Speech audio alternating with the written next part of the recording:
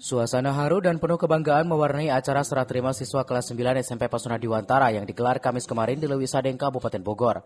Kegiatan ini menjadi penanda berakhirnya masa belajar para siswa di tingkat sekolah menengah pertama sebelum melanjutkan pendidikan ke jenjang yang lebih tinggi. Acara tersebut tidak hanya menjadi momen perpisahan, namun juga menjadi ajang pemberian motivasi kepada para lulusan agar terus berprestasi dan menjadi generasi yang berkarakter. Semangat yang sama juga diusung oleh SMP Anak Bangsa yang berada di bawah naungan Yayasan Pesona Diwantara. Kedua lembaga pendidikan ini berkomitmen untuk mencetak generasi muda yang unggul dalam bidang akademik, memiliki akhlak yang baik serta siap menghadapi tantangan masa depan. Ya, karena harapan dan prediksi tahun 2045 ini negara kita akan menjadi negara yang luar biasa dan negara maju. Anak-anak kita inilah yang menjadi seorang pemimpin. Mari kita gosok, mari kita kasih modal yang cukup, mari kita kasih yang cukup ilmu agama dan ilmu keterampilan. Mudah-mudahan menjadi kebanggaan buat Bapak dan Ibu, menjadi kebanggaan kami dari Sivitas Pesona Diwantara.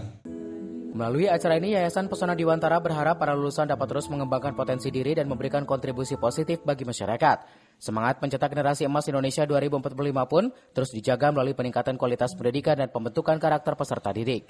Dari Leuwi Sadeng, Kabupaten Bogor, Iman Abdurrahman melaporkan.